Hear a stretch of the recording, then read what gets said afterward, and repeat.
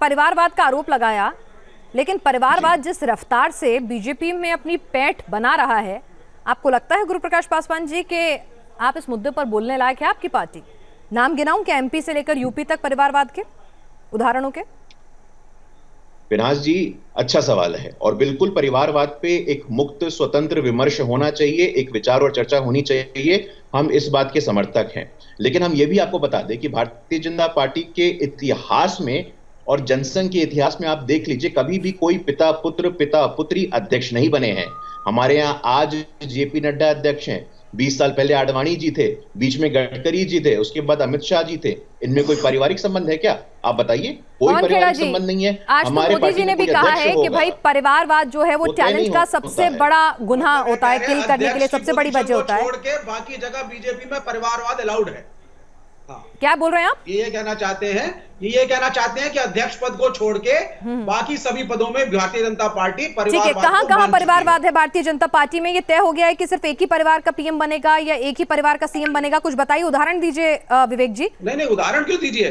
क्यों नहीं दीजिए? वसुंधरा राजे के बेटे क्या कर रहे हैं? अनुराग ठाकुर क्या कर रहे हैं? कौन अनुराग ठाकुर? उनके पिता क्या करते थे? कितने गिनाऊं? 50 की लिस्ट भी निकाल दूंगा मैं।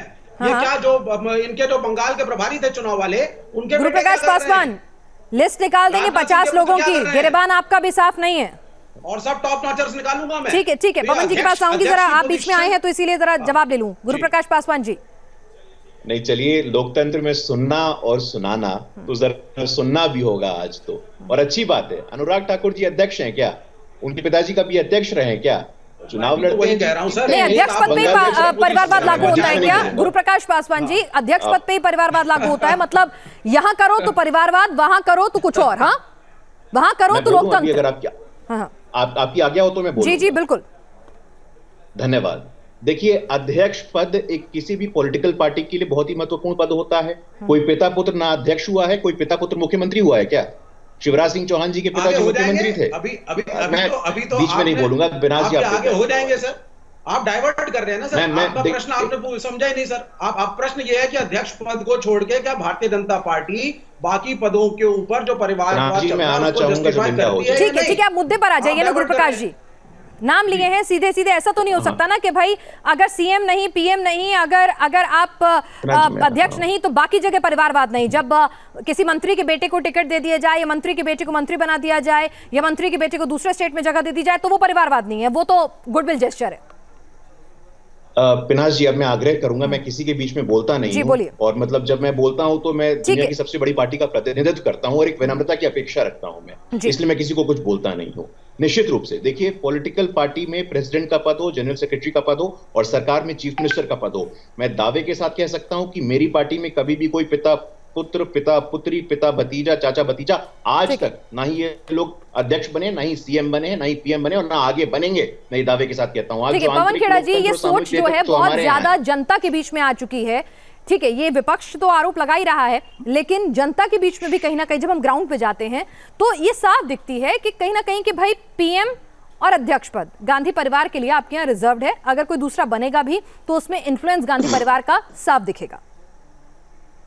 पिनाज जी, सबसे पहले मैं, क्योंकि सबकी बात सुनी और बड़ी शांति से सुनी जी, आपने परिचय कराया हमारे बड़े भाई अवस्थी जी का, राजनीतिक विश्लेषक के। क्या उन्हें शर्म आती है बताने में कि वो राष्ट्रीय स्वयंसेवक संघ के हैं? तो क्यों नहीं उनके बारे में ये बताया जाता कि वो राष्ट्रीय स्वयंसेवक संघ से जुड़े हुए हैं? अगर शर्म आती है तो मुझे कोई आपत्ति नहीं है, शर्म आने लायक बात है। लेकिन अगर शर्म नहीं आती तो इन्हें बताना चाहिए कि ये राष्ट्रीय स्वयंसेवक संघ से जुड़े हुए हैं। नंबर 2, अवनिजेश अवस्थी जी ने कहा कि राहुल जी ने कहा था कि वो सीना काट के देखो खून में पंजाब होगा, तो हनुमान जी ने भी यही कहा था कि अगर मेरा सीना चीर के देखोगे तो प्रभु राम और सीता दिखेंगी। तो आप क्या हनुमान जी की हंसी उड़ा रहे हैं यहाँ बैठकर? शर्म आनी चाहिए आपको। शर्म आने के लायक आपके पास कारण बहुत हैं। दूसरा कारण ये है, बिजली सुबह पिछले 7 साल से चिल्ला रहे हैं, अरे हमने सब गांवों में बिजली दी। अवनिजेश जी, जब आजादी मिली थी कितने गांव थे, कितने गांवों में बिजली थी, आपको आइडिया है? आप इतिहास को नहीं पढ़ते हैं, चलो मैं बता देता हूं। 1500 गांवों में बिजली थी जब आजादी मिली। जब हमने आपको सत्ता सौंपी 2014 में, हमने नहीं, जनता ने सौंपी, हम हारे आप जीते, तब 18,000 गांव बचे थे 6.5 लाख गांवों में से। 18,000 मात्र गांव बचे। उनमें आपने बिजली पहुंचा दी तो ऐसा अपनी पीठ ठोक ठोक के 7 साल तक आपकी पीठ में भी दर्द हो गया होगा, इतनी पीठ ठोक दी। और हंसी उड़ाने की बात, जिस व्यक्ति ने भगवान बुद्ध, गुरु नानक जी और कबीर जी को इकट्ठा बैठा दिया हो, वो है मेरे देश का प्रधानमंत्री, टेलीप्रॉम्प्टर जीवी प्रधानमंत्री।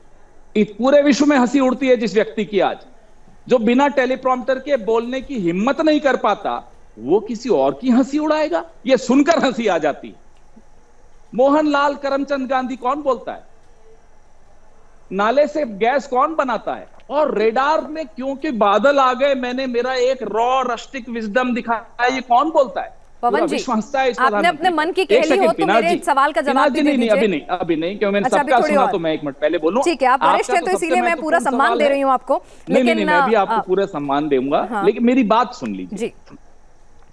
अब अवनिजेश जी भी हैं, मेरे मित्र पासवान जी भी यहां बैठे हैं। अरे 7 साल से आप अपनी अचीवमेंट बता देते, नेहरू जी नेहरू जी नेहरू जी करते चले जाते हैं। मैं आपसे जानना चाहता हूं, जो भी टेलीप्रॉम्प्टर इनका लिखता है उस पर यह लिख तो देते कि बेरोजगारी का 45 साल का रिकॉर्ड जो कि कोविड से पहले टूट चुका था, वो कैसे टूटा? और इतने बुद्धिमान प्रधानमंत्री मैंने नहीं देखे। अरे साहब, प्रचार जीवी ऐसा व्यक्ति ट्रंप का प्रचार करने पहुंच गए साहब, और ट्रंप हार गए। हो सकता है इसी कारण से हारे हो आप। तो कोई बता रहा था, वो किसी मित्र को बता रहे थे ट्रंप साहब, अरे मोदी जी ने प्रचार किया, मैं हार गया। पर आप मेरे सवाल का जवाब नहीं दे रहे। ऐसा बुद्धिमान प्रधानमंत्री, और वहां जीत गया बाइडेन। ठीक है, वहां जो हुआ वो हुआ। आपकी पार्टी में क्या हो रहा है मैं आपसे ये पूछ रही हूँ। परिवारवाद के आरोप लगाने का मौका ही क्यों दे रहे हैं साहब? अब तो जनता के बीच में भी ये सोच है। पवन जी, मैं यही कह रही हूँ कि ये जनता के बीच तक सोच पहुंच चुकी है। ऐसा मौका ही क्यों दे रही है कांग्रेस पार्टी? कि आपकी स्टार प्रचारकों की लिस्ट बताती हूं मैं, जो मेरे पास जो आई, आप दुरुस्त कीजिएगा अगर मैं गलत हूं, ठीक है? क्योंकि मेरे पास वो लिस्ट आई जिसमें नंबर 1 पे सोनिया गांधी थी, जो प्रचार करने नहीं जाती हैं। नंबर 2 पे डॉक्टर मनमोहन सिंह का नाम था, जो खुद नहीं जाते हैं। नंबर 3 पर राहुल गांधी थे और नंबर 4 पर प्रियंका गांधी थी।